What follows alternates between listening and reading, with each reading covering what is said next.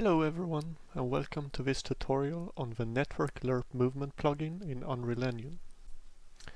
In this tutorial we are going to create a simple elevator that moves up and down smoothly in our multiplayer game. We will also test it in both normal and bad network condition to see how it behaves.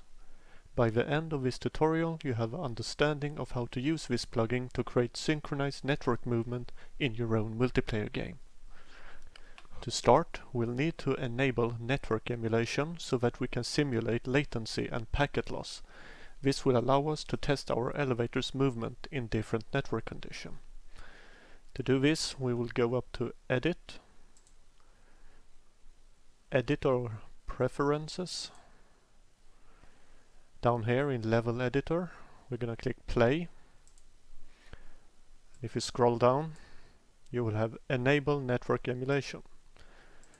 Right now it's grayed out, and this is because it doesn't know that this is a multiplayer game yet.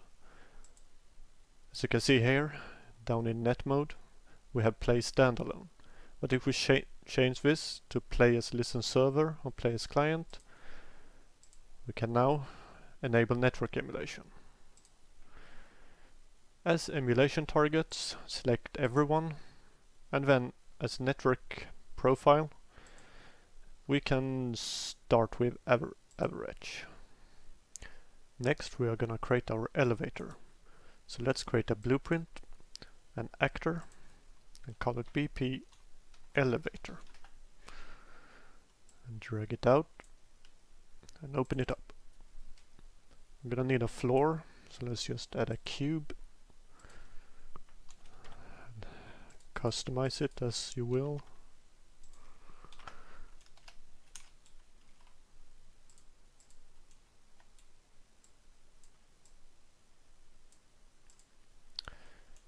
Because this is a multiplayer game, we have to replicate it, so we enable it, and then we are going to add the Network Lerp component.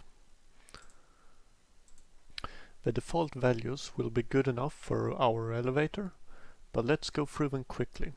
So we're gonna start with the server parameters. We have server replicate rate in seconds, which is how often the server will send updates to the clients. 0.1 equals to 100 milliseconds, so the server will send 10 updates a second to the clients. Server Lerp threshold is just a custom threshold you can use to tell the server to only send an update if it has changed by this much. The first parameter for clients, the client Lerp time error tolerance, is the accepted difference between the server and client's own values. In this case, if they are closer than 0.05, they will ignore the server update and do no correction.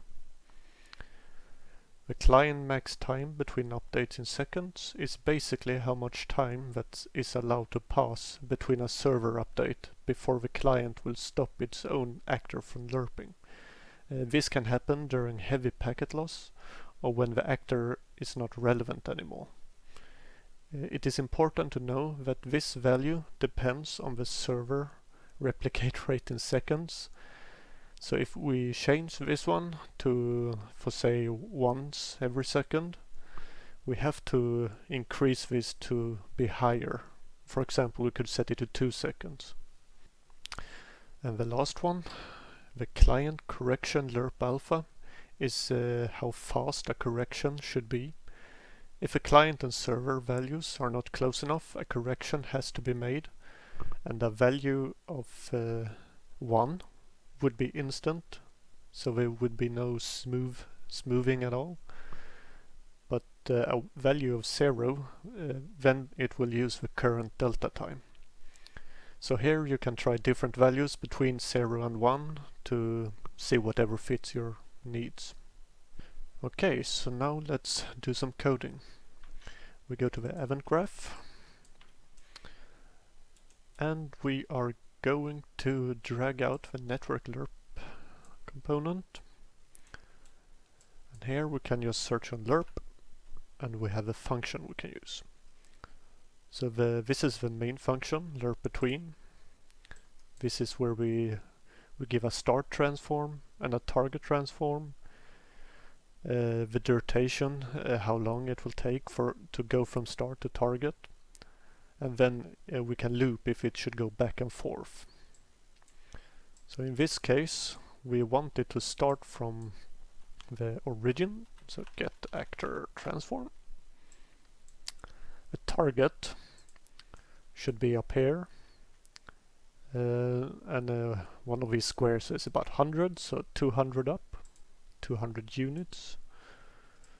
So we're just gonna break the transform, split the target, and we're gonna add. So we just add 200 here, and we drag it in. And we want it to loop, and we can set it for 5 seconds.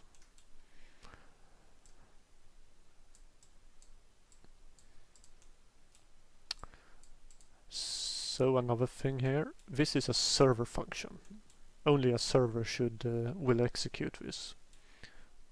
So it's no need really, but we could use a switch to make sure. It shouldn't matter, but let's just do it anyway. So before we're gonna try this, we want to see the difference between not using this plugin. So let's duplicate this one. And we can remove this one and just drag it out here. And we're gonna open it up. So here we're gonna replicate movement. This would basically disable the purpose of the Network Lerp component. So instead, this one, elevator 1, the server will replicate the movement instead of local prediction.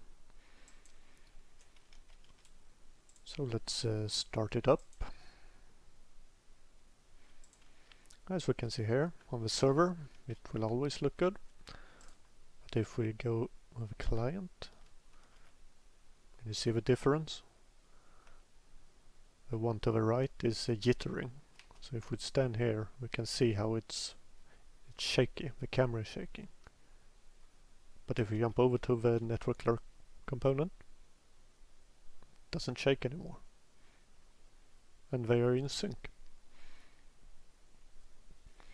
So this was only an average test, but we should also try during bad conditions.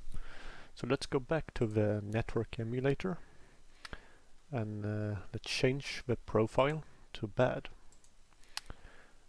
Down here you can also change the latency and packet loss percentage if you want to try something different.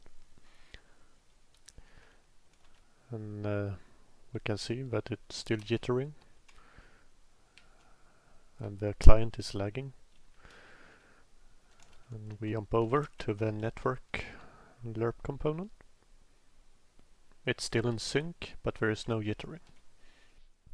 As you can see, our elevator now moves smoothly up and down, even when network conditions are really bad.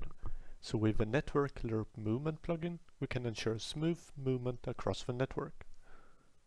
If you want to learn more, you can navigate to the Network Lerp Movement content folder. Inside this folder you will find some blueprints. These blueprints have been carefully documented to provide you with a clear understanding of how to use the different functions. In this folder you can also find an example level where the blueprints are used. That's it for today's tutorial, and I hope you find this information helpful. If you have any question or need further assistance, feel free to leave a comment below.